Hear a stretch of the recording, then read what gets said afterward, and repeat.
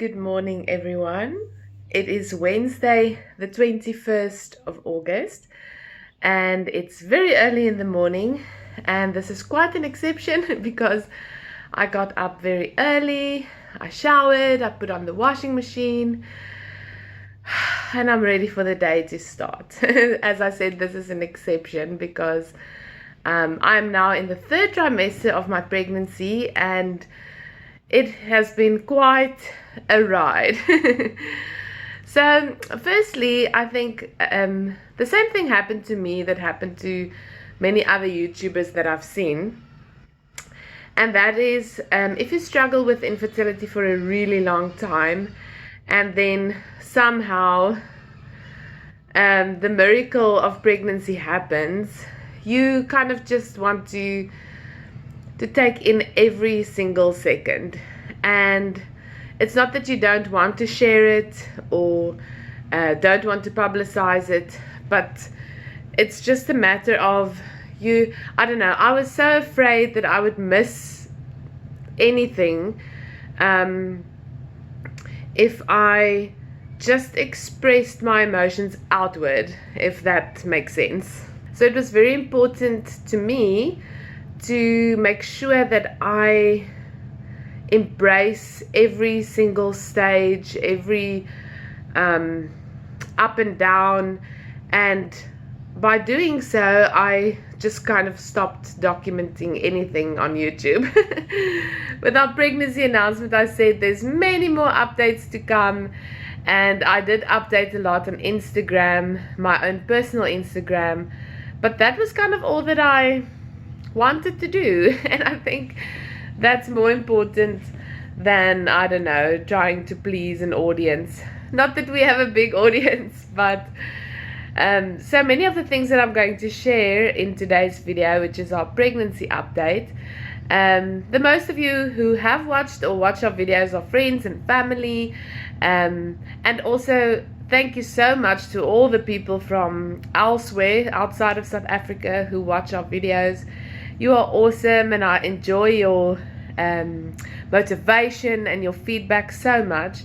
So thank you for watching, and sorry for not updating you regularly. But okay, so today I am 37 weeks and 3 days pregnant. Can you believe it? My last pregnancy update was at 5 weeks. So a lot has happened. So first of all, I feel like I've had kind of 4 stages in my pregnancy so far. So the first stage was just, I'm pregnant, I don't really experience any symptoms, but I did feel different even before I took the test. Very difficult to explain, but I just knew something was up. And now if I think back to all our fertility treatments and all the times I thought that maybe this is it, now I realize that it was not it, because it felt very different to that. Then the nausea came in. I was very sick. I was admitted to hospital for 3 days, 2 or 3 days, but I also had kind of gastro with that, so it was very hard to tell whether it was the pregnancy or whether it was just a virus. But that was the only time I threw up. I never really threw up and got sick, just because of the pregnancy. I just felt nauseous, and that was quite an adjustment, because if you don't feel well and someone says, well, usually the flu takes about 10 days or 2 weeks or whatever, okay, that's one thing. But if you feel so terrible and people say, well, it only lasts about 3 months, like 12 weeks, and I was like, 12 weeks, like I know that in my mind, but when it happens to you, you're like, okay, so 12 more weeks of this. But it was quite it was the case indeed. At about 12 weeks it started to subside, which I was really happy about. I think back to that time, and I actually don't know how I went to work, how I handled all the stress at my job, and driving in to work every day and home every evening, and I don't know how I did it. I ate very poorly. Like I basically lived on jelly beans. So in that first part where I felt energetic and excited, I went to buy all the things that they say are superfoods during pregnancy, and I cooked dinner. And once that nausea hit, it was about at 8 weeks, 7 or 8 weeks. I couldn't handle food. Like I couldn't cook dinner at all. Like the idea of taking food, preparing it, and it was hot, it's summer. I just couldn't do it. So for about 2 months we lived off takeaways, but we tried to eat healthy, like takeaways, but still like rice and vegetables and meat and whatever. And yeah, basically just bought things at the shop to eat. I couldn't cook at all. And then the other thing was tea. My stomach couldn't handle tea. The idea of drinking tea was the most horrible idea that I could fathom. I think it was because when I had my laparoscopy, when they discovered the endometriosis, they brought me a cup of tea right after, and that made me so nauseous, and I threw that up, and that was just awful.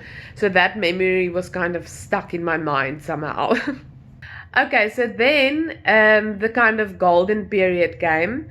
So this is now kind of the third stage, or the third phase almost in my pregnancy, how I experienced it so far. And that was where most people say in the middle you have a lot of energy and you feel strong and amazing. I was very, very tired, but that was about it, which was something that you can cope with quite well. So it was just a case of I yawned a lot, and not that I really took naps, but I just felt fatigued, but not bad. It was just, that was the only symptom. I wasn't that uncomfortable. Anything that happened to me that was not ideal lasted for a day or two. So if I had heartburn, it would be, oh, I have heartburn, and one evening would be terrible, and then it's gone. And then let's say you have like stomach cramps, and that would be like a day or two, and then it's gone again, and then maybe heartburn again, whatever, you get the idea. So it was very, very manageable. I had a very small belly, so even at 7 months pregnant, people would say, "What, are you pregnant?" I didn't even see. It also depended on what I was wearing. But I also always wanted people to know that I'm pregnant, so sometimes it was upsetting if people said, "Your belly is so small," but upsetting is not really the right word, but then it was nice to surprise them, to say, "No, I'm already 6 months," or whatever. But I didn't really show until like quite late into the pregnancy. Then we get into the third trimester, which is kind of my fourth stage. Can you see my air bunnies? And most people said, you get really uncomfortable right around the end. And I scheduled my maternity leave for 1 week before the due date. And then just because of leave issues and stuff, I changed the date so that it's 2 weeks before the due date. But that did not happen because so today's Wednesday, my maternity leave starts this coming Monday, but I've been off sick for 2 weeks now. No, 4 weeks. Yes, almost a month. Just because so many things started to happen. Firstly, something really weird happened with my foot. They call it something, plantar fasciitis, I don't even know. But just one day I couldn't step on my foot anymore. And then also I got very, very lightheaded and dizzy, like to the brink of passing out every time I sat down for more than about 20 minutes. Well, sometimes it was 5 minutes, but I had to keep on changing position, and that was a big challenge because in my job, basically what I do is I walk and I sit. and I couldn't do either. So that was really frustrating, because then I was booked off sick. And now I'm at home, but I can't really do anything. You can't really lie down, you can't really sit, and you can't really walk. So there's not much left. Always it helped for me to just go take a brief walk. Just even if it's 5 minutes, I always felt better, just to get kind of the blood flowing and stuff. And I couldn't do that at all because I couldn't step on my foot. I tried one day and it was a big mistake. So I put my foot in hot water for about 3 times a day, and that kind of helped. But the only thing that I had to do and could do was just rest. And then it gets so uncomfortable. Like many of you know who have been through this, you can't really sleep. You can't turn around, and you can only sleep on your left side, which kind of causes everything on your left to spasm, and I don't know. I've had many contractions since about week 15. I've experienced the Braxton Hicks contractions, and now also the really, I don't want to say bad, but I have about 2 an hour. And some of them are really uncomfortable. But so in the 3rd trimester, I can feel how my body is preparing for labor. At my 35-week scan, they said that I'm already 1 centimeter dilated. 2 days ago we had our 37-week scan. He didn't check again, but he said that the baby is really low, which means that he has spotted the exit and he is on his way out. And that's also one thing that's really uncomfortable, is the fact that he's so low, because it literally feels like I'm sitting on his head when I'm sitting down, the poor thing.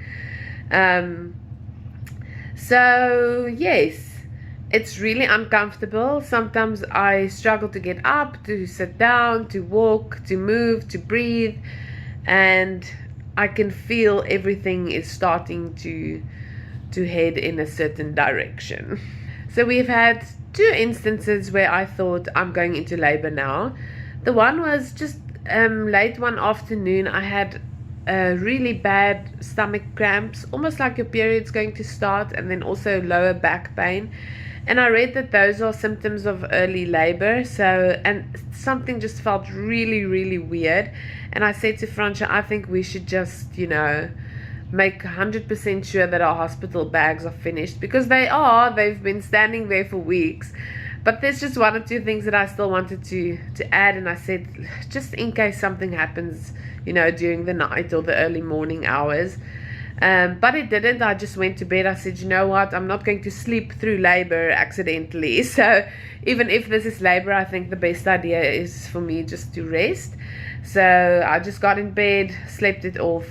And thinking back now, as the doctor also said, I think that was as he was kind of going down, moving downwards. I think that was what the pains were.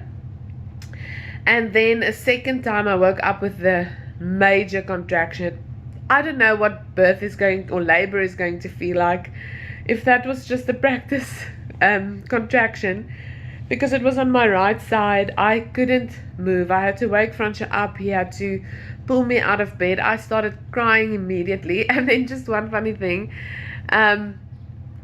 I've watched so many birth vlogs, and I always think, oh, these noises these women make, they are so upsetting, because it's almost kind of an primitive sound. And with that contraction, I surprised myself with the sounds that I made. I was like, oh, okay, now I get it. Somehow it makes you feel better if you, I don't know, express some kind of outcry. So yeah, that was really scary, and I thought, wow, labor is going to hurt. But we are so happy that baby is progressing so well. Everything has gone perfectly. There's really nothing that it was out of the ordinary. So the baby's already in position for birth, which we're really happy about. That was also something that hurt quite a lot because I could feel him turning, and that was about a week of being very uncomfortable. There were 2 nights where I kind of cried myself to sleep because once I get into bed, he started moving and it hurt so much. I think just because of the new position he was in, or because he kind of turned this way, and I don't know, I just think everything was stretching and stuff. But that was about 2 nights. As I said, then it passed again. Yeah, so everything seems to be very promising for a natural labor, which I'm really happy about. That is my plan. I don't have a set idea of what I want labor to be like.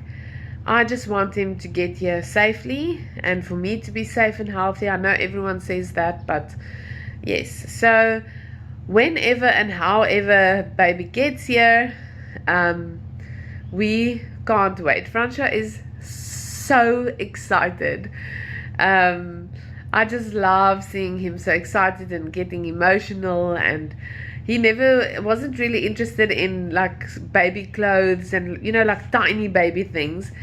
But now, oh, he loves, like, every night I catch him where he goes into the nursery and he takes out kind of a baby grow, or he practices with walking with the stroller and stuff like that. So just after everything we've been through, him having had cancer, with the endometriosis, with the infertility, with the Crohn's disease, with so many years of trying to get pregnant, this is everything we've dreamed about and more. I said to some of my friends, if I knew this is what it was going to be like to be pregnant, I would have cried even harder because it really is absolutely a dream come true, and it's indescribable. So yes, I haven't documented every single day, every single week, but I'm really, really, really happy with the way that I've experienced this pregnancy, taking everything in, taking time to rub my belly, to talk to the baby, to feel everything, to experience everything to the max. And not that I'm saying that making videos about it would take anything away from that, but I just didn't do it because I didn't feel like it. And I think that's also important. So this is my 5 to 37 week pregnancy update. I will insert a picture of every week that I took and shared on Instagram for those of you who haven't seen it. And yes, so it is now the final stages and baby is almost here. In the next video, I will do the gender reveal if you don't know already, and also the name reveal. Most of you already know the whole story, but I know there are people watching who don't follow me on Instagram or Facebook, so I'll make a video about that. Thank you so much for sharing our journey, and this just simply remains a dream come true. I know it sounds like a cliche, but we are really so happy about this breakthrough and this pregnancy. So we'll see you in the next video. Bye.